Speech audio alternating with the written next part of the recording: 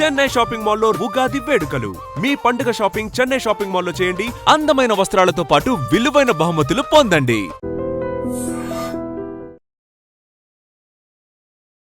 Hi madam, నమస్తే. నమస్తే అండి, ఎలా ఉన్నారు?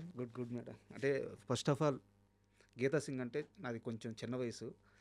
కితకితల సినిమా చూసినప్పుడు అంటే ఇలా కూడా సినిమా తీయొచ్చా, ఇలాగ కూడా హీరోయిన్ పెట్టచ్చా, ఆశ్చర్యం కాదు కానీ తెలియదు, ఆ వయసులో తెలియదు కానీ పడి పడి పడి నవ్వింది మాత్రం బాగా గుర్తుంది. ఓకే సో ఓకే ఓకే ఆ ఎక్స్పీరియన్స్తో ఈరోజు మీ ముందు కూర్చోవడం చాలా ఆనందంగా ఉంది. అయ్యో, ఇట్స్ మై ప్లెజర్ అండి. మీరు అండ్ ఏంది సడన్గా ఈ గుడుగుడు గుంజమా అని చెప్పేసి పాటతో ఒక ఊపేశారు. సడన్ ఎంట్రీ, స్టెప్స్ అదిరిపోయినాయి. అసలు ఏంది ఈ పాట బ్యాక్ స్టోరీ చెప్పండి, ఎలా స్టార్ట్ అయింది? యాక్చువల్లీ ఫస్ట్గా చెప్పాలంటే ఆర్కే నా మేకప్ మ్యాన్ అనమాట. లాస్ట్ 22 ఇయర్స్ నుంచి నాకు కితకితల తర్వాత వచ్చి తనే అనమాట. సో ఎప్పుడు అనుకుంటున్నాం ఒక ప్రాజెక్ట్ చేయాలి అనుకుంటున్నాము, కానీ మాకు టైం సెట్ అవ్వలే. అంటే మాకు స్టోరీ అంతా రెడీ అవ్వగానే హీరో డేట్స్ కుదరకపోవడము, అలా కొంచెం పోస్ట్పోండ్ అయిపోయింది. మధ్యలో నేను బిజీ అయిపోవడము, మాకు సెట్ అవ్వలేదు. సరే ఎందుకో ఒక సాంగ్ చేద్దాము అని ఒకరోజు ఇట్లానే అనుకొని మా కొరియోగ్రాఫర్ వాళ్ళ ఇంటికి వెళ్ళాం. అంటే అనిత అండ్ స్వరూప్ గారు ఉన్నారనమాట. వాళ్ళ ఇంటికి వెళ్ళి అనుకున్నాం ఇలా ఒక సాంగ్ చేద్దాం గీత గారిని పెట్టి, కానీ కామెడీ వద్దు, గీత గారిని కామెడీగా చూపించి వద్దు, సంథింగ్ మాస్ ఫుల్ హెవీ స్టెప్స్తో చూపిద్దాము ఇట్లా వెళ్ళాం అనుకున్నాము. ఒక 1 వీక్లో షూట్ చేసేసాం. ఇంకా అంత సడన్ సర్ప్రైజ్ అయిపోయింది. ఇంకా అప్పటికప్పుడు అనుకుంది ఒక సాంగ్, బట్ ఇంకొక సాంగ్ ఇంకా బాగుంది, ఇంకా బెటర్గా ఉంటుంది అని చెప్పేసి మేము చందుగానే కాంటాక్ట్ చేయడం, వాళ్ళు మాకు సాంగ్ ఇవ్వడము. వాళ్ళు అనిత గారు వాళ్ళు కూడా లేదు మేడం మేము అయితే ఎక్కడ కాంప్రమైజ్ కాము, మీరు కూడా కాంప్రమైజ్ అవ్వద్దు. నేను చెప్పాను నేను ఎక్కడ కానండి కాంప్రమైజ్, మీ ఇష్టం అని చెప్పేశాను. మేము చేస్తే మీకు మళ్ళీ కంబ్యాక్ లాగా ఉండాలి, మీకు ఓకేనా? నేను ఆర్కే ఓకే అండి, ఎలా కావాలో అట్లా వాడేసండి గీత గారిని అన్నారు. సో వాళ్ళ ఇంట్లోనే ఉంచి నన్ను, ప్లస్ చెప్పాలంటే అనిత మా కొరియోగ్రాఫర్ గారు 7th మంత్ ప్రెగ్నెంట్, తన లేడీ. అంటే తన సీనియర్ కొరియోగ్రాఫర్ దగ్గర చాలా అసిస్టెంట్ కొరియోగ్రాఫర్గా చేశారు.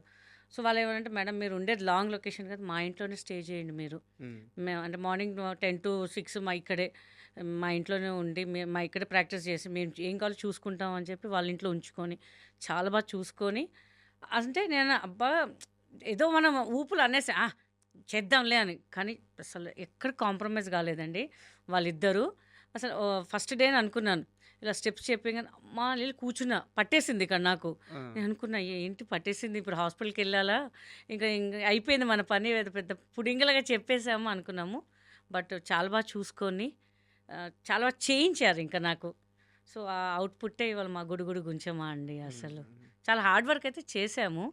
ఈ హార్డ్ వర్క్కి పెద్ద ఇన్స్పిరేషన్ ఏంటంటే చిరంజీవి గారు అండి. చిరంజీవి గారు కొన్ని ప్రాబ్లమ్స్ చెప్పారు, ఇంటర్వ్యూస్లో చెప్పారు, మనం ఏదైనా సాధించాలంటే మన నుంచి మనకి రావాలి, మన కష్టం మనం పడితేనే ఎదుటోళ్ళకి తెలుస్తుంది, దాంతోపాటు మనకు లక్ ఉండాలి అని తన మాటలు కొంచెం నాకు కూడా అనిపించింది. చాలామంది అన్నారు ఎందుకు గీత గారు చేయలేదేమో తను అని చెప్పారు. బట్ నేను ఒక ఛాలెంజ్గా తీసుకొని చేసేసాను. ఇంకా అంటే చాలా పర్సనల్ సోర్స్ నుంచి తెలిసింది, లైఫ్లో సెకండ్ ఇన్నింగ్స్ ఎలా స్టార్ట్ చేద్దామో తెలియక బట్ స్టార్ట్ చేయాలి అని ఒక గట్టి నిర్ణయం ఉన్నప్పుడు చిరంజీవి గారు ఒక వీడియోలో మాట్లాడిన 4 మాటలు మళ్ళీ మిమ్మల్ని రీఛార్జ్ చేసినాయి అని చెప్పేసి, ఆ మాటలు వచ్చేసి ఇక్కడ ఎవరి దారి ఎవరు వేరు, మన దారి మనమే వేసుకోవాలి, మన కష్టం మనమే పడాలి, మన రాత మనమే రాసుకోవాలి, ఇవేవి ఫేటు అదృష్టం ఇవేవి నేను నమ్మను అని చెప్పి చిరంజీవి గారు ఒక వేదిక మీద మాట్లాడిన 4 మాటల వల్ల మళ్ళీ మీరు కొంచెం పర్సనల్గా ఇబ్బందుల్లో ఉన్నారు, దానన్నింటినీ దాటి మళ్ళీ ముందుకు వచ్చి కెరీర్ మీద ఫోకస్ చేశారని తెలిసింది. అవునండి. సో నిజంగా అంటే మనలో ఉంటుంది, కానీ ఎంకరేజ్ చేసే వాళ్ళు కూడా ఉండాలి. బట్ నా చుట్టూలో మా వాళ్ళు ఉన్నారు ఎంకరేజ్ చేయడానికి. బట్ నాకు కొంచెం అనిపించింది అంటే ఆఫ్టర్ లాంగ్ గ్యాప్ నేను చేస్తానా లేదా, నన్ను యాక్సెప్ట్ చేస్తారా లేదా అని కొంచెం భయం ఉండే. కానీ మా వాళ్ళందరికీ, మా టీం వాళ్ళందరికీ చాలా కాన్ఫిడెంట్ పెట్టారు నా మీద. ఆ ఎఫర్ట్ మీరు పెట్టండి, మేము ఉన్నాం కదా, పోతాయి డబ్బులు, దాంట్లో ఏముంది, మీరు చెయ్యండి అని ఎంకరేజ్మెంట్ ఇచ్చారు. సో నేను చేసేసానండి ఇంకా అంతే. అండ్ పాట రిలీజ్ అయిన తర్వాత ఇప్పుడు కింద నేను ఇంటర్వ్యూకి వచ్చే ముందు కింద కామెంట్స్ అన్నీ చదివాను. యాక్చువల్గా సోషల్ మీడియా అంటే 10 నెగిటివ్ కామెంట్లు, 1 పాజిటివ్ కామెంటే ఉంటుంది. ఈ రోజుల్లో సింగిల్ నెగిటివ్ కామెంట్ లేదు.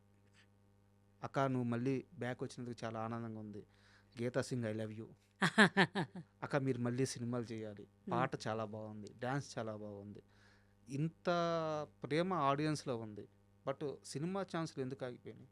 అది మన ఇండస్ట్రీ వాళ్ళకే తెలియాలండి. ఉమ్, ఐఎమ్ రెడీ, నేను ఏ క్యారెక్టర్ అని చేయడానికి ఉన్నాను. బట్ వాళ్ళంతా కొత్త వాళ్ళు కావాలి, అంటే వేరే రాష్ట్రం వాళ్ళు కావాలి అని వాళ్ళు పెట్టుకున్నారు. సో నాకైతే మన వాళ్ళు ఎక్కడ పోయినా అరే ఈ క్యారెక్టర్ మీరు సూట్ అయ్యేవాళ్ళు కదా, మిమ్మల్ని ఎందుకు పెట్టలేదు ఉమ్, అని చెప్పారు. కొంతమంది డైరెక్టర్స్ కూడా నేను డైరెక్ట్గా అడిగాను, ఉమ్, వాళ్ళ పేర్లు ఎందుకులేండి, బట్ అడిగా. "ఆ, లేదండి కొంచెం వేరే ప్రెషర్ వల్ల, ఉమ్, లేకపోతే వేరే రికమెండేషన్ వల్ల అలా అని చెప్పారనమాట. ఉమ్, అదేంటండి, ఇక్కడ ఉన్న వాళ్ళని ఎంకరేజ్ చేయాలి కానీ మీరు ఇక్కడ అబ్జర్వ్ చేయండి, వేరే రాష్ట్రాల నుంచి మన వాళ్ళు వచ్చి ఇక్కడ బతుకుతారండి. మన దగ్గర నుంచి వాళ్ళు ఎక్కడ ఎవరు బతకరు అక్కడ, వాళ్ళు అట్లా ఎంకరేజ్ చేయరు. బట్ మన తెలుగు ఫిలిం ఇండస్ట్రీ అంటే ఎవరు వచ్చినా ఆదరిస్తారండి. ఉమ్, నాకు కొంచెం అనిపిస్తుంది, బాధ అనిపిస్తుంది. ఏంది మన ఇంత టాలెంట్ పెట్టుకొని ఏదైనా చిన్న సినిమా అండి, బడ్జెట్ లేదండి, కానీ వాళ్ళు వేరే దగ్గర నుంచి అయితే తీసుకొచ్చి వాళ్ళ పెద్ద పెద్ద హోటల్స్లో పెడతారు, స్టాఫ్ని చూస్తారు, వాళ్ళ రెమ్యునేషన్స్ ఎక్కువ ఇస్తారు. ఉమ్. మళ్ళీ ఎందుకో మనకి కిందగా చూస్తారు మన సైడ్ మన వాళ్ళు. అది కొంచెం బాధ అనిపిస్తుంటుంది. ఇంకా గీతా సింగ్ రెమ్యునరేషన్ ఏమైనా చాలా ఎక్కువ? అస్సలు లేదు, బయట దాని మీద చాలా తక్కువ, ఉమ్, చాలా చాలా నేను రీజనబుల్గా తీసుకుంటాను. ప్రొడ్యూసర్స్కి ఎక్కడ ఇబ్బంది పెట్టాను నేను. ఇంకా మీరు 7 అంటే నేను 6కి వెళ్ళి కూర్చుంటాను, అంత పంచువాలిటీ మెయింటైన్ చేస్తాను నేనైతే. ఉమ్, ఈ ఇంటర్వ్యూ వచ్చే ముందు కూడా సార్ ఒక టైం చెప్పారు, దానికన్నా ముందు వస్తానండి, ఇక్కడ కాదండి కొంచెం మెల్లగా రండి మేడం అని చెప్పారు. ఉమ్. ఎందుకంటే మన కోసం ఎవరు వెయిట్ చేయొద్దండి, అది నా పాలసీ. బట్ ఇండస్ట్రీ ఓకే వస్తుంది, నాకు ఒక టైం వస్తుంది, మళ్ళీ నాకు పిలుస్తారు.